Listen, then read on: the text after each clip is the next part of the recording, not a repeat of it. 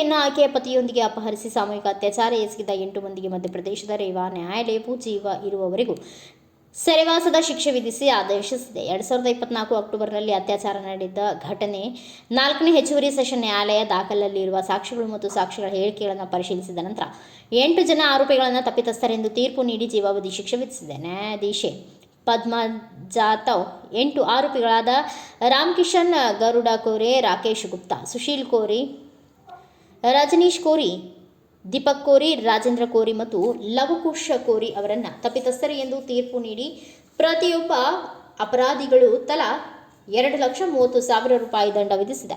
ನವವಿವಾಹಿತ ದಂಪತಿಯನ್ನು ಅಪಹರಿಸಿದ್ದ ಅಪರಾಧಿಗಳ ಪೈಕಿ 6 ಮಂದಿ ಪತಿಯನ್ನ ಮುಂದೆಯೇ ಅತ್ಯಾಚಾರ ಎಸಗಿದ್ರು. ಮದ್ಯ ಸೇವಿಸಿದ ಅಪರಾಧಿಗಳು ಸರದಿಯಂತೆ ಮಹಿಳೆಯ ಮೇಲೆ ಅತ್ಯಾಚಾರ ಮಾಡಿದ್ರು. ಹರ್ಗುದ್ ಪೊಲೀಸ್ ಠಾಣಾ ವ್ಯಾಪ್ತಿಯಲ್ಲಿ ಈ ಪ್ರದೇಶದಲ್ಲಿ 2024 ಅಕ್ಟೋಬರ್ 21ರಂದು ಪ್ರಕರಣ ದಾಖಲಾಗಿತ್ತು.